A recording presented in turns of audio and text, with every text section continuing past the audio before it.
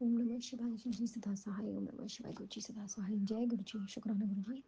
सिमरन जी, आज हम पढ़ेंगे शिव महापुराण ग्रंथ संस्कृत भाषा में कोटि रुद्र संहिता का अध्याय 27।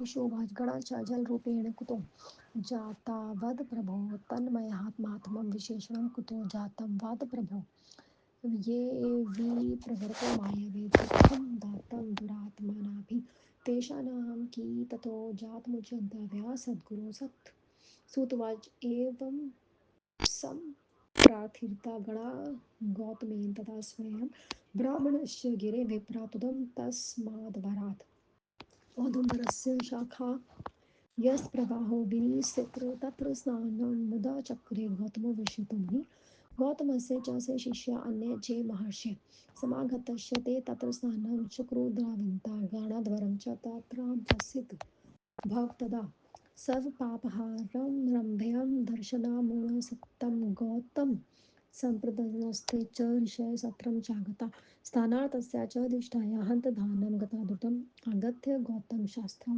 व्याजहरं वचो धृतं मुहुर्मुहुरं सुतवन् गणासर्गीर्निर् निर्मस्तका गौतमोवाच इमे तु श्रीमदागमस्ता साधवो वा प्रवय साधवा एतत्पुण्यप्रभावेण दर्शनाय दीयता तवया सुतुवाच ततो वाणी सम्प्रू तत्रगणाय वयोमण्डलात् तच्छृणुमुनिश्रेष्ठा गणावचनमुत्तमम् एतदुष्टमाशङ्कृतङ्गना स्वामिद्रोहेण जयमापाखण्डश्वेतं दुष्टा वज्रस्य सर्वदा गौतमुवाच मातर्शस्य श्रूयतामेतहनन्ता गिर एव च तस्मात् या च कर्तव्यं सत्यं च भगवद्वाचनम् अपकारिषु यो लोक उपकारं करोति वे तेन पूतो भवायत्रं भगवद्वचनं त्रिविधं श्रुतवाच इति श्रुत्वा मुने वाक्य गौतमस्य महात्मन्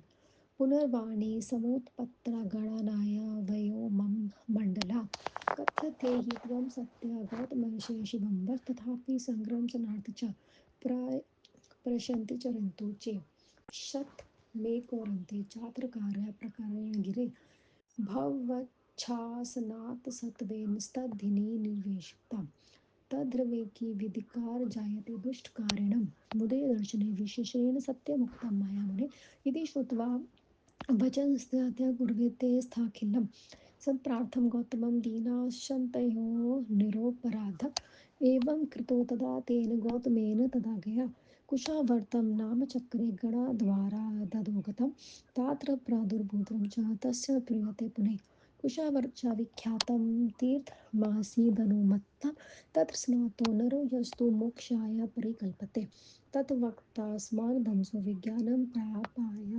दुर्लभम गौतमे ऋषियाय धने मिलिताः परस्परं लज्जितोतास्ते तदा ते च कृतघ्नाहं नूनं पुरा ऋषि उवाच अस्माभिर्संयुता सुतं श्रुतं त्वद्वर्णमरे गौतमस्ति निजं दानं कृध शाशोपेति प्रभुतां प्रसूतुवाच द्विजास्तदापि सत्यं वे कल्पभेदसमाश्रित्य वर्णयामि विशेषणेता तथामापि सुव्रता गौतमापि ऋषिर्दृष्टा तदा ध्रुभिशपि पीडितान् तप्श्रेकं समूहरणक्षयमात्मनम् अलक्ष्य कल्पस्य मासं जलं वारुमया ततो विहीनं यया शैवं वापयामास भूरिश एवं परोपकारी स गौतमो मुनिसत्तमहारम् कल्पयामास ते भये स्वपातासो बलात् कदाचित् तृष्टो दुष्टा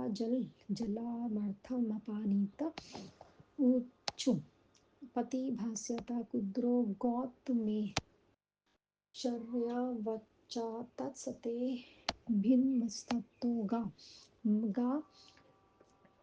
कृत्वा कुरीत्मा तद्धन्यभक्षणासक्ता चक्रधाया कुटिलचया स्वधान्यभक्षणासक्ता स्वगृष्टा गौतमस्तथा त्रिश्रेण ताण्डमास्यं सनिष्ठाता सन्निवारयन् तृणसर्पस्पर्शमत्रेण स भूमौ पतिता च गो मृता हतभूषणं विप्रा भविकर्मवाशा तथा गोहर्ते गोमितं तदा ते कुटिल्यशया एक एकत्रीभूत तत्र या सकला ऋषियो वदन् तत्स गौतमो भीतो घोरतं भुवः चकार विस्मयेन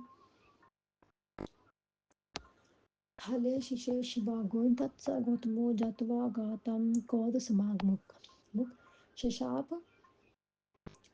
तानि देशं सर्वानं गौतमे मुनि सत्तं गौतमवाच युं सर्वे दुरात्मनो दुःखदा ते मे विशेषतः शिवभक्तस्य ततं स यो वो वेदो विमुखा सदा अध प्रवृत्ति वेदोक्तो सतमानि विशेषता मा भूया भवन्ति श्रद्धा शिव मार्गे विमोटते अथ प्रवृत्ति भूमतो तत्र श्रद्धा भवेन्तु वा मोक्षमार्गेण हि सदा श्रुति बहिर्मुखे अथ प्रभृति भालानि मलिन सदं भवन्ति च असद्य नरके यूयं भाल भुलेपनाद्विज भवन्तो मा भविष्यन्तु शिवेपकार देवता अन्य देव सत्मतेव जनन्तु शिवमदयं य भूया द्वंद्वा प्रीति शिव पूजादि कर्माणि शिव में श्रेषु भक्तेषु शिव परवासु सर्वदा आद्य दाता मया शापा यावन्तो दुख दायका त्वंत संतु भवन्ता संत वानापि सर्वदा अश्वे संतु भवन्ता पुत्र पौत्र दयो द्विजा पुत्रे सहेव दृष्टु भवन्तो नरके ध्रुवं ततो भवन्ति चण्डाला दुख दारिद्र्य पीडिता शठा निन्दाकारा सर्वे तत्मुद्रा पीडिता सता सूतवाच इति श्रुत्वा मुनीन् सर्वां गौतमः श्रुवाशरं ययो शिवभक्ति चक्रातीव भुवेन सुपवन् तत्श्वेतस्य तस्याखिलद्विजा कचस्य शकुन्वाहं च शैवधर्म बहिष्कृता तत्पुत्रा सर्वान् सर्वे शैवधर्म बहिष्कृता अग्रे तद्विशन्ति कालो बहुजना खलम् इति प्रोक्त श्रीमद्शरीर दुर्वन्ता मुनिसत्तां पूर्वभृतमापि प्राज्ञा श्रुतं सर्वतेषु च तरात् इति श्रवसमख्यातो गौतमस्य समुद्रमं महात्मनं मृतं चेवसरुपापहरं परं त्रयम्बकस्य च महात्म्यमयं ज्योतिर्लिङ्गस्य कीर्तिमं युवच्छं सर्वपापोभयो मोच्यते नात्र शेयम् अन्तः परं प्रवक्ष्यामि वेदनाथो यामि ज्योतिर्लिङ्गस्य महात्मनं पौश्रुता पापहारकम् ओम नमः शिवाय। जीव जी सदा सहाय। ओम नमः शिवाय। गुरु जी सदा सहाय। जय गुरु जी।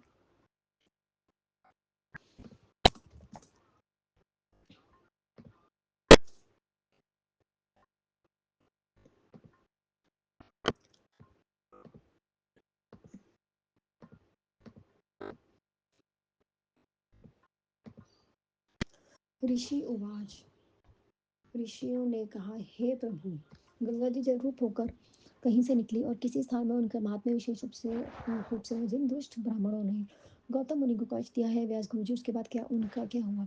सूर्य जी ने कहा ब्राह्मणों समय गौतम मुनि की प्रार्थना को सुनकर गंगा जी स्वयं शीघ्र ही ब्रह्मगिरी से निकली। गरुड़ की शाखा से गंगा का प्रवाह निकला तब सुप्रसिद्ध गौतम मुनि ने प्रसन्नता से स्नान किया। गौतम के जो ऋषि ऋषि थे वे भी जो महर्षि थे उन सब आनंदित होकर स्नान किया। उस स्थान का प्रसिद्ध नाम गंगा द्वार है। हे मुनिवर यह रमणीय स्थान सभी पापों का नाशक है। गौतम मुनि से वह करने वाले हैं मुनि ऋषि वहां स्नान करने गए और वह गंगा उन्हें देखकर शीघ्र अंतर ध्यान हो गई। तब गौतम मुनि ने हाथ जोड़कर सर झुककर बारंबार गंगा जी से कहा कि आप अंतर ध्यान मत होइए। गौतम मुनि ने कहा ये श्रीमत से अंधे हुए हैं सुनो साधु हो या साधु आप मेरे पुण्य का प्रभाव से इन्हें दर्शन दीजिए। सूची ने कहा इस तब आकाश से गंगा की वाणी सुनाई दी हे ऋषि बड़ो गंगा से उत्तम वचनों ने कहा ये अत्यंत दुष्ट कृतरंग है स्वामी से द्रोह करने वाले धूत पाखंडी हैं ऐसे लोगों को मैं कभी नहीं दिखना चाहिए। गौतम मुनि ने कहा ये बात सुनिए ये सब बात तो ये तो बड़ों की बात है। अब भगवान शिव जी के वचनों को सत्य कीजिए। भगवान शिव का कथन है कि उपकार करने वाले के प्रति जो उपकार करता है वही मैं उस व्यक्ति से पवित्र होता हूँ। सूची ने कहा गौतम मुनि की इस बात को सुनकर आकाश मंडल से फिर गंगा की वाणी सुनाई दी ये है गौतम मुनि आप सत्य एवं कल्याणकारक बातें कर रहे हैं ये भी अपने पापों का प्रायश्चित करें आपकी आज्ञा के अधीन होकर रहकर रहकर ये सब इस पर्वत को 101 बार परिक्रमा करें हे मुनि इन दुराचार्यों ने इसके बाद मेरे दर्शन का अधिकार होगा यह मैंने सत्य कहा है। इस तरह गंगा की बातें सुनकर उन्होंने महर्षि गौतम से कहा हमारा अपराध क्षमा कीजिए। फिर हमने प्रायश्चित किया। उन ऋषियों द्वारा प्रायश्चित कर लेने पर महर्षि गौतम ने गंगा से आज्ञा से गंगा द्वार के नीचे का भाग कुशर्वत रखा। वह गंगा फिर गौतम मुनि को प्रसन्न करने के लिए वह प्रकट हुई। तब से वह उत्तम तीर्थ कुशावर्त के नाम से प्रसिद्ध है। बाबा वहाँ स्नान करने वाला मनुष्य पाप रहित होकर दुर्लभ ज्ञान को पाकर मोक्ष का अधिकारी हो जाता है।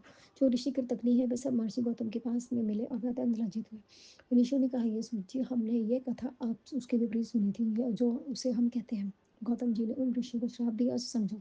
सूर्य ने कहा, ब्राह्मणों कल्प भेद के कारण जो भी कथा सत्य है वह तपस्वी कथा उसको उस कथा को मैं विशेष रूप से कहता हूँ। गौतम ने उन ऋषियों को अकाल पीढ़ी देकर वरुण देवता को घोर तपस्या की और बाणों ने भी माया से उन्होंने अक्षय जल प्राप्त किया। फिर उन्होंने धान दो जो बोवाए।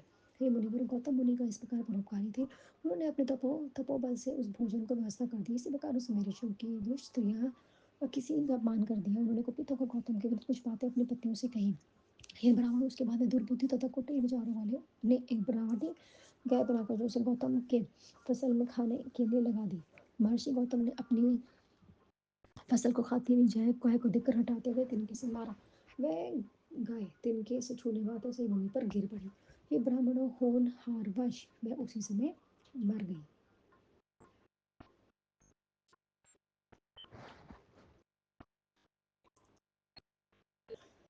उस जटिल सा बुद्धि वाले सभी सभी वहां रहने वाले मुनियों ने इकट्ठा होकर गौतम कहा कि गौतम ने गाय मार दी। गाय के मरने पर वैश्य गौतम अपनी इसी तथा शिष्य के साथ आश्चर्यचकित हो गया।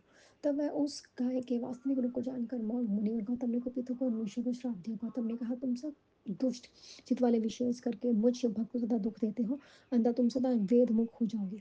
आज से वेद विहित मुक्ति मुक्ति पर शिवकार में तथा सत्कार में तुम लोगों की अभिरुचि नहीं होगी। आज तुम्हारी श्रद्धा सदा देव विमुख मार्ग में तथा मोक्ष मार्ग में विपरीत कुमार की होगी। आज से तुम्हारे मथों को मिटाने वाली मिट्टी लगेगी। हे ब्राह्मण, मिट्टी लगाने से तुम सब नरगामी हो जाओगे।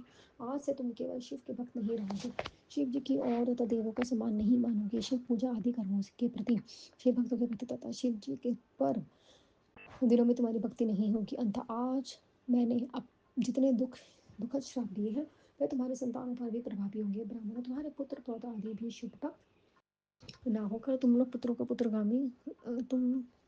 के साथ नरगामी बनोगे। उसके बाद तुम चंडाल होकर दुख और दरिद्रता से पीड़ित रहोगे। तुम शठ और दूसरों की निंदा करने तथा तंत्र मुद्रा के चिहित रहोगे। सूर्य ने इस प्रकार उन सभी मुनियों को श्राप देकर गौतम अपने आश्रम में चले गए। वे गौतम शिव भक्त अपने पवित्र हो गए।